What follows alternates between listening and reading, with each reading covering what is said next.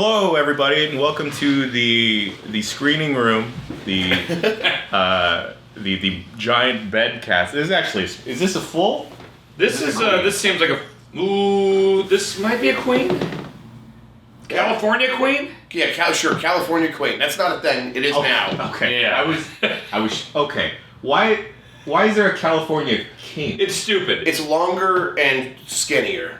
That's just a different size. You don't need to call it a California. I'm not saying you. I'm saying whoever came up with it. I wonder if it's like the same square footage, and they're like, oh, they're both king square footage, but it's like it's longer and skinnier. One of them is better if you're like 6'4" or something like that. Yeah, I think that's California king. Yeah. I think I go with Shoot King. Yeah, Shoot King. That's what we have at home. Very happy with that. I think we're supposed to have king rooms. Definitely not. Mine's definitely not king either. So. This is a weird fucking hotel. Yeah. It's the worst internet I've ever seen in my entire life. Would you say this might be like a princess? Yes, this is a princess. California princess bed. California princess bed. Yes. Nothing but the best for our Jan. Yes. You just stick your peaches on the princess bed. Yeah. Your peaches. Your peaches. Okay. We got together in my room, folks, the morning after to talk about the Super Mario movie. I guess spoilers. We're not going to go through it beat by beat. Yes. Don't watch this if you are worried about spoilers, because so much of it is just like, look at this fun thing on the wall. Look at this little thing. Look at this. Oh, we played this music or whatever. And we're going to talk about those. Yeah, and then we have to talk about that stuff because that's the meat of it, honestly. Yeah. Because frankly, the story is like. Look, have you played any Mario game ever? Right. Bowser does some evil shit and Mario jumps on stuff. Yeah, exactly. Yes. Yeah. Also, there's a bunch of Easter eggs we'll probably mention, so if you want to save that for yourself. Just get the fuck out of here if you think you're going to get spoiled or exactly. Just put it the fuck out. Bye. Put it on We don't mute. watch you. Put it on mute, but you can still watch us. Yeah. And then you'll be part of it afterwards. Just come back later. Get that hot bedcast action. Yeah, there's space for you right here. There's no wet bets today. I don't think you'll know what wet bets are yet. I'm never participating in another wet There bet. better not be any wet bets. I don't think the folks at home have seen that yet. And the car on the way to San Diego going to get very wet in there. Keep an eye on some upcoming videos to the site, because holy shit. Yes, we're getting wet bets over. Yeah, yes. So, all right. The main thing, general thoughts on the movie. Good, bad, liked it, didn't like it? Good. So, with a caveat. Okay. I enjoyed the movie, a good amount. Yeah. 3.5 out of 5 on Letterboxd. Although the caveat is, if you are not a child or you don't have any reverence for Mario or Nintendo, I don't think it's for you. It's very heavy on Easter eggs and hey, Nintendo fans, and here's this music, here's this reference, here's this thing. I liked it because I am a lifelong mark for Nintendo. And so when we start up with Mario in the Punch-Out Pizzeria, and I'm seeing framed newspaper clippings of Von Kaiser and Glass Joe and Soda Popinski, I'm looking around like, oh god, in the bar next door is the Duck Hunt thing. The Punch-Out font on the pizzeria was perfect, Yeah, so I really, as far as an adult, I'm probably an ideal watcher of this movie, and I enjoyed it. But that said, if you go in and you're just a gamer who doesn't go real deep in Nintendo stuff, or you don't play games at all, it probably seems like a lot of nonsense. Yes. A lot of it. Yes. Sure. So, but not in a bad way. That sounds more negative than it is. But there were a lot of scenes where I was watching where I was like, okay, when they're building up the big thing of them getting the star, or them doing this thing, or them being on Rainbow Road, or them doing their, oh god, it's the DK rap, it's this type of stuff. If you're watching that as just somebody who doesn't know these references, you're probably like, what the fuck is any of this? Yeah, I feel pretty similarly. I had a good time. Yeah. I think it's a little disappointing from what I was expecting. I would give it 3 out of 5 as well because it's good. It's definitely not great. I don't mind the plot being super thin. I thought the characters were super thin, and or at least in terms of having any sort of emotional attachment to each other and then to me. I think that the relationship between Mario and Luigi, which is the emotional center of the movie, it's okay, but not fantastic. It's not anywhere near the family of a Fast and Furious movie or a lot of other stuff. It's oh man, I just need these characters to get back together. That's the bar. That is the bar. Absolutely. Yeah. And it's nowhere close to that kind of stuff. It's just kind of like, they're brothers and they want to be back together, and we could do anything together. It's like, okay, I'm not feeling it. But overall, had a really good time. Yeah, there's not a lot of screen time or effort put into the Mario and Luigi thing, despite, like, at the beginning, there's the big thing you saw in the trailer where Bowser kind of kidnaps Luigi and stuff like that. But it's just so not a big part of the, like, latter half of the movie that by the end, when, like, Luigi comes back and they fight together, I was like, oh, right, Luigi. Like, I totally forgot that was the whole thing, you know? Yeah. What about you, Jan? What do you think? I liked it a lot. You know, it's funny you mentioned, Dan, if you didn't have any reverence for a lot of these materials, then a lot of it just won't stick. Yeah. Because I don't think I would have been hyped about seeing any of the Punch-Out stuff if it wasn't for you two playing Punch-Out recently. Sure. And I would have been like, oh, hey, it's a boxing game. But I feel like this could be a good...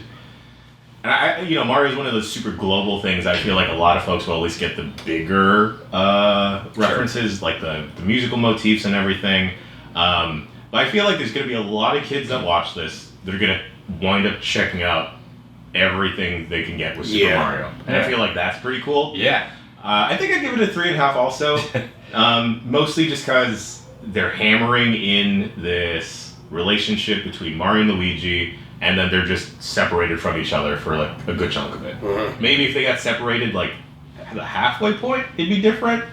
I don't know. Like it looks amazing. It's good. Oh my god! Visually, it looks so great. I love the cast. Honestly, Chris Pratt didn't bother me at all. Yeah, it did not bother me. I didn't think it was like great or anything, but it did not bother me. Right. It did not bother me. Yeah. Yep. None of the acting. I mean. None of the acting bothered me. Some really moved me. Jack Black as Bowser. Yes. He's just crushing it, and I'm so glad they just let him be Jack Black. Yeah. Yes, he clearly just wrote that song. Yes, how the highlight of the movie is him doing the songs where he sings about Peach. You referenced it. Yeah. Peaches, Peaches, Peaches. They go to that bit twice. I loved it even more the second time. Yeah. But like, I feel like it's gonna be a great kids movie. Yes. If you're a fan of Nintendo, you're definitely already gonna watch this. There's no convincing anyone. Exactly. You're already gonna. And then there's a lot of fun little Easter eggs for people that are super about Nintendo. Well, the amount of times that just like there's a character in the background or whatever, like when Mario first gets to the Mushroom Kingdom, it's like, oh, there's those weird little fuckers from Galaxy or that like spider thing that goes over. It's like, that fucking thing. Like there's so many things like that. Mm-hmm. And for me, like my favorite parts of the whole movie were like a lot in the first like 10 or 15 minutes when we're seeing Mario and Luigi in Brooklyn, and there's like a fucking Nutty Professor dinner table scene with the Mario family, including his fucking parents. It is Nutty Professor. Oh my god! It's just like there's a bunch of fucking Marios around a table, and like outside of like seeing their ankles in Yoshi's Island, we've never seen Mario's parents, and it's like there's like weird cousins, and I don't know who these dudes are. They look awesome. Like who are any of these people? And then it fucked me up to see that Mario owns an NES. Yeah, and he's playing Kid Icarus on it. Kid Icarus is the biggest game in his world. That just breaks everything in my head. It's like, what Mario is playing an NES. That was fucked up. And he had posters of like, what did he have? He had like, I think like just a baseball game, and then he's playing Kid Icarus. There were a couple posters. I saw the baseball one. That's the one I noticed. There's the guy from Wrecking Crew is in there. There's Spike. There's just the first like 15 minutes, all that stuff in Brooklyn before they get pulled in the Mushroom Kingdom is just nothing but fun references. Yeah, Pauline is like the mayor. That was really cool. That was honestly my favorite part. I just felt like everywhere I looked, I was like, oh man, that's great. Oh man, that's great. It was just so clear it was made by people who fucking get it. And even like the moves and stuff they do during fights and stuff like that. Yes. A lot of them are like, oh, he did the butt stomp, and here's this thing and that thing. And Peach did the float thing, which is the obstacle course. And I think a lot of the attention went to that stuff, and it's I think it's kind of amazing that they pulled off a movie like that we've been waiting for a long time for movies to figure out like what is stuff that makes video games feel fun, and all that stuff's in there. It's just but then the rest of it in terms of story and character, like there is Pixar and Disney proper, and now there's Sony and even like DreamWorks, all really good at doing both of those things. Like I think Sony and obviously it's one of the best movies ever made, but Into the Spider-Verse, it's like they get Spider-Man, clearly they get Spider-Man, but then also they have like one of the most best emotional stories that I've ever seen, and it's like. I didn't need it to be that, but I wanted them to at least gesture towards that, and they dropped the ball on all that other stuff. But it's like, in terms of what you said, in terms of it being for kids, in terms of it being for Nintendo fans, it's really actually good at that, and it doesn't feel like cheap But it's drops in that it's references, but it feels like they get it, and it feels like they knew what it was when they put it in the movie, and it wasn't just some intern bringing it to them like, all right, we need this and this and this. Right. They fully understand what makes it fun. Yes. It feels like it's a movie that's full of breadcrumbs. Yeah. And you're just constantly on a trail without quite getting to whatever meat you're supposed to be getting to, right? Because it's like, it is all these fun references. They're all great. I love the Rainbow Road sequence, you know? But, like, there's no weight to a lot of it afterwards. And, like, even with some of the references, like, I just don't know if there was supposed to be a payoff. Because we get a Luma from Galaxy. I did kind of like that Luma. I love the Luma. It's like the fucking Joker. Yes. Luma. Yeah. But, like, I was thinking, okay, are we going to see any teases towards, like, what's her Rosalina or anything? Or any other Peach does, like, say, like, she talks all these galaxies and stuff. Listen, there's a lot of meat on the bone. They will probably make a bunch of sequels to this because I assume this is going to make a bunch of money. Seems like it's making a lot of money. Wario, Waluigi are not referenced at all. No. You've got Rosalina, all the galaxy stuff. Like, there's nothing about Daisy. Nothing about Daisy. There's a tease. You see like a Yoshi's Island at the beginning during the montage, but then there's a Yoshi proper is the stinger during the credits. And so like there is a lot that they could do in future ones for sure. Like Wario and Waluigi alone, like the sequel could be them getting up to some more shit. Exactly. Yes. There's exactly. They could cause problems and be a good villain. And Bowser's always going to be there, I think. But these kinds of movies in the sequels, they like to like mix up multiple villains, and I think Wario and Waluigi would be really good for that. But I mean, they drop that Yoshi egg. That's the last. That's the stinger is in like the last post credit sequence, right? Yeah. They do the Bowser one, and then they do the Yoshi that's right. one. So so then that Yoshi egg's just sitting there in the sewer of Brooklyn or wherever they're from, and it's like okay, they're probably going to go to Yoshi's Island next. Like they're probably going to do something like that. I like the Baby Mario and Baby Luigi. Yeah, I love that. Straight out. That look is great. Yeah. Who did Martinet do a voice of? He was credited. Was he not like the Jumpman? He was the guy that like, what's wrong with the Italian accent? Of course. Yes. Okay. At the arcade and the punch-out bar and stuff like that. And he pops up a couple other times. He might have done some of the family members. I don't know. Oh, okay. All right. Cool. That'd be cool. I love that family scene. It really is. Yeah. I'm just looking at every single person at the table like, whoa, make games about all of you people. Yeah. Put you all in Mario Kart. I couldn't help but feel like with one of the uncles, like that's Uncle Leo. That's Uncle Leo right there. He definitely had definitely had that feel. Someone was reminding me of Larry David. I can't remember what one of them was. Yeah, was it? Wait, it wasn't Cranky Kong, was it? Maybe it was Cranky. It was Cranky. Yeah, Cranky. Yes, it was a Larry David. I was thinking of Larry David, and I was like, wait, no, this. I was closing my eyes, and I'm like, that's Fred Armisen. It's Fred Armisen. Okay, So they announced it, and I remember being like, Fred Armisen, Cranky Kong, incredible. He's totally just doing Larry David. That's what it was. Thank you. Yes. And like the Kong stuff is fun too. Like there's a lot of easy references where you cut to the crowd and like, oh, it's Dixie and the dumb fat one, and like, that is the loudest AC. Oh my god.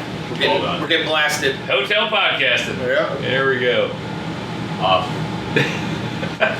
All right, Jan's on the case. Woo. All right. But yeah, I mean, like Donkey Kong, a major character here. Yeah. He also has like the thing where it's like, I want my dad to believe in me. I think a lot, even that stuff is like, fine. Yeah, I forgot that even happened. Right. But honestly, Right. like it's just Donkey Kong's there because Donkey Kong's Donkey Kong. Right. Like, that's pretty much. And they put Mario and Donkey Kong together quite a bit. I mean, the movie moves very fast. Yeah. And it does a lot of time feel like it's going, we're going to do this and this and this, and it's not necessarily like this and then therefore or but it's still, it's like, it doesn't bother me too much. No. Because I think my expectations were kind of like right in the middle there. I think they still came out undershot it a little bit. Yeah. But I still was having a good time because it was moving so fast they didn't linger. So at least it was like well paced. Here's the thing: when I was a kid and I was a super huge Mario fan, and I saw the original Mario Brothers movie, I literally called it my favorite movie ever because I was seeing Mario and Luigi on the screen, and even as ridiculous as that was, there was enough just things of Mario that I enjoyed that I saw, and as a mark, that was enough. If I was young and a Mario fan and saw this one, it's actually doing it like, it feels like Mario, it looks like Mario, it sounds like Mario, you know? Like, I would be over the fucking moon with this movie as a kid. Yeah. Right, so I think that's where I'm like, I'm not in any rush to see this movie again. What I'll probably do is put it on for my kids, and if they want to watch it over and over again, I'll be watching it here, and they'll be like, oh yeah, that's pretty cool. I'll watch a I saw my friend did a video about all the Easter eggs in the movie. I'll probably watch that and have a good time with that. Yep. But in terms of a kids movie and my kids being into Mario, it is just, I think it nailed that. It's going to be a massive success for them. That's the most important thing, right? Like it's like we're dorky old podcasters. Exactly. It's like we're not the audience. We're not the audience. Two dorky podcasters in jam. Correct. Yes. No, I mean for kids, and this is a kids movie. Absolutely. I cannot imagine loving it more. It is a kids movie. How do you feel about the pop music needle drops? It was pretty obvious stuff. It was the I need a hero. And it was I think you were in the bathroom during Thunderstruck. They did a big one. Yeah, they were putting the Mario Karts together and they're playing Thunderstruck. It didn't bother me. I think I was prepared for it. I think it's fine. It's fine. Yeah. I love when they worked in like the little motifs from like the actual game into everything. Like Bowser in Kamek, one of the Kameks, I guess, is playing the cave theme, right? On the piano. Yeah. I'm a big proponent for tight 90s in terms of movies. Yes. But I could have done with another 20. Yeah, I think they could have fleshed it out a little bit more. Yeah, you mentioned how, all these things happen and there's not a therefore, it's like at one point they just kind of are in Donkey Kong Land going up to the door of the whatever, and I was like, wait, why are we here? What's happening? Suddenly they're in Donkey Kong World. Right, it just happens so fast. You guys just walked here? Yeah, exactly. This movie was delayed. They definitely did a lot of re-edits and tried to find the story in the edit, and that is noticeable. I think it's clear that they probably chopped a lot out that they thought wasn't working, and kind of left with something that feels like, okay, we stitched together as much as we could, as best we can. Yeah. And again, I think honestly, it's still a success. In terms of what they were going for. Yes. It's not some skyrocketing Oscar-worthy thing. No. And a lot of animated movies are these days, and this one isn't one of those. That's still fun because all the stuff that I think they really needed to get right in terms of portraying Mario as a movie star and bringing those worlds to life, all that worked. You know what? I think you nailed it there, Grubb, because this feels like a Miyamoto movie.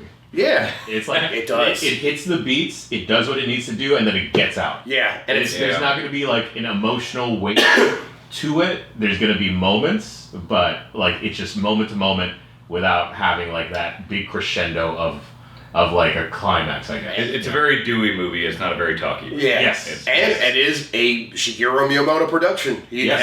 Chris Meledandri are the executive producers. If it did win an Oscar, he would go up on stage and accept it because it would maybe visual effects or something. Oh, for best picture. It was for best. It's not getting that. If they got best animated film, he would go up there and accept it, but not for best animated film. There's the part too. There are parts where it's just straight up hey, here are Mario's roots as a 2D platforming game, where it's we are going to shift the camera. It does it a few times. There's the training course, and then there's the part at the end and everything where it's he's literally Brooklyn too. Brooklyn. That's fun. I think that's cool. And then you talk about cheap pops and stuff. It literally got a pop from the crowd when he's fighting Bowser and he spends him by his tail. We had a pretty rowdy crowd, and I liked that. It was fun. Everyone, because we were seeing it right outside the Super Nintendo World. Yeah, a lot of people dressed up, and so when they saw the stuff they recognized, they let the screen know, and it was oh, this is fun. This is it was a fun time. I mean, honestly, it's kind of exactly what I wanted. I don't think I would have expected anything more than I got. I don't think I was expecting to give it this moved me and it was amazing. I think after the Lego movie being so good and the Trolls movie being so good and all these other things that I had no, they're not really going to try for this, and then they do. It's I think my expectations were a little bit higher, but I'm not coming out of it being well, that ruined anything. It absolutely did not. It was still fine. Yeah. It is a really good kids movie. Yeah, I was not disappointed. I had a great time. Yeah. There's plenty of room for sequels, spin-offs, a DK one maybe. Yep. Because they introduced the whole crew, Diddy, Daisy, other weird one, and Cranky. Mm-hmm. Toad was great. I like Toad. He's a highlight. Yeah. Oh my god. Yeah, I mean, what were some other highlights for you guys?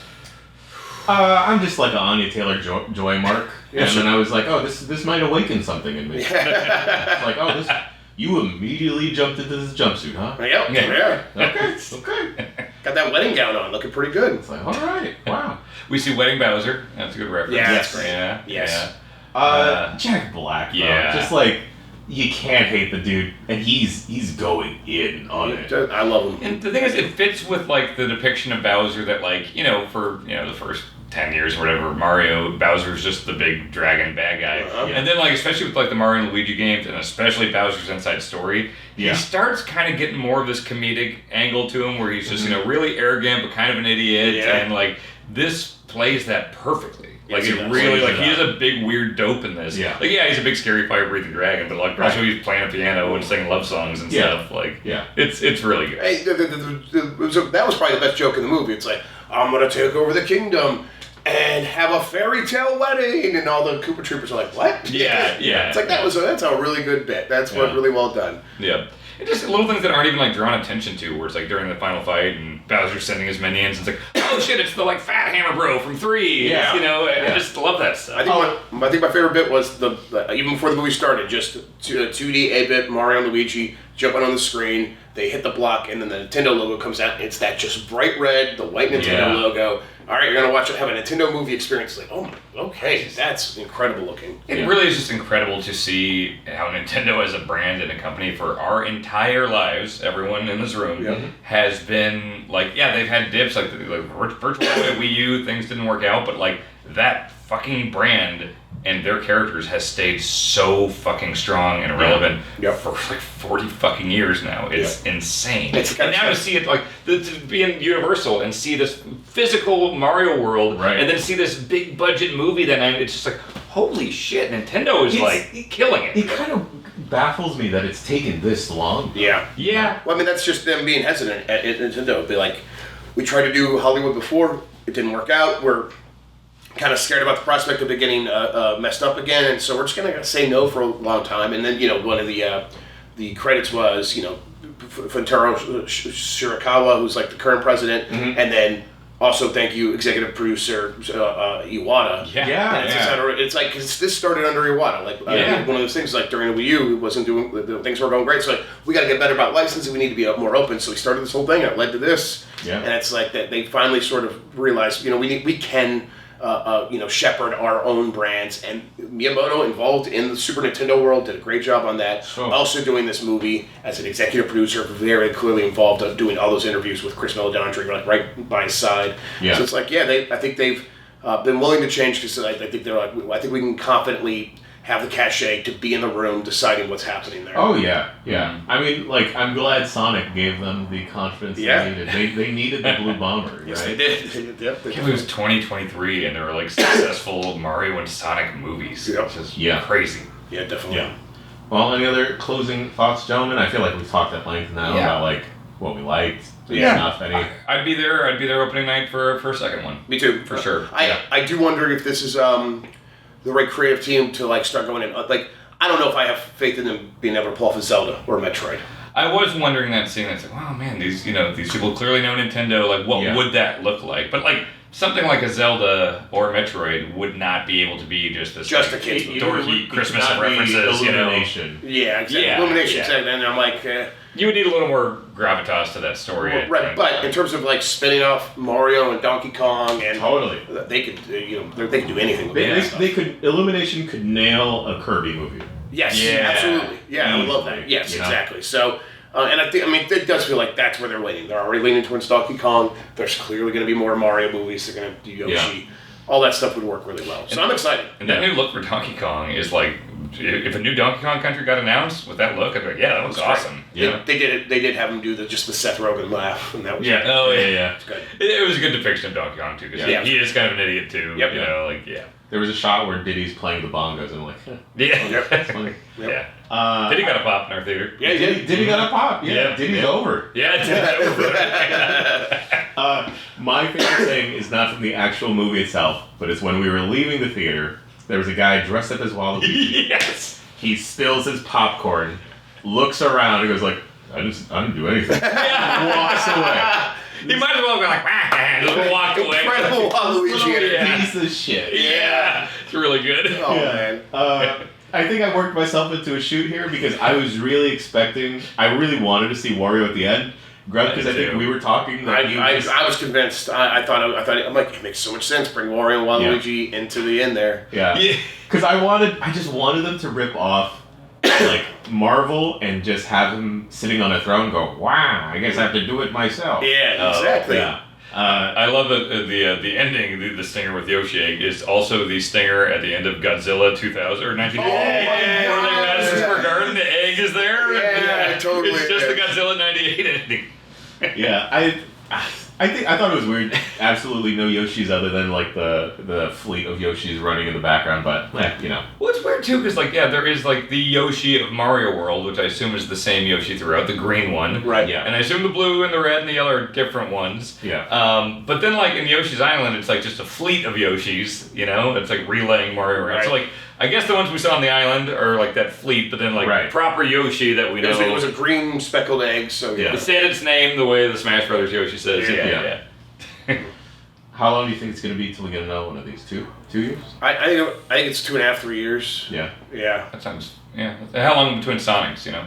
Yeah. I mean, how long between Minions movies, right? Those right. I guess that's a better example because like that's all CG instead of the live action of Sonic. Right. You know? Yes. Yeah. Oh, right. This Illumination they've done between like the Minions and the Gru movies. They've done 5 or 6 of those in the last 15 years. Oh, so. right. Yeah. I wonder if once you have like they don't need to concept the characters and stuff like that. Like they know what these characters look like. They know that the tech that they used to make the movie. Like I wonder if it's quicker that time. I think it definitely will be. Yes. Yeah. I mean, there was clearly a lot of like Nintendo being a helicopter parent for this stuff. Sure. Like now they could be a little bit more confident. 'Cause it does seem like it's going to make a lot of money. I think it made $26 million on like on its preview night. I think it was just one night, and that was like it's got this long weekend here because it started on the Tuesday night previews, $26 million.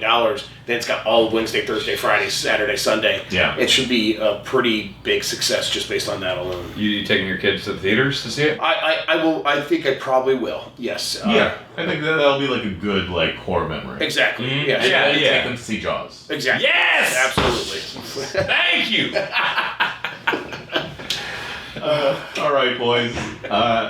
Let's go let house cleaning come in. Maybe they can join the giant cast. Yes. Thank you everyone for watching. I'm not sorry. I'm glad you were able to look at us hang out on a bed. You needed this. Okay. All right. That happened. That was Grubb, for the record. I'm calling HR. That was HR. I'm calling HR and I'm telling them what's up.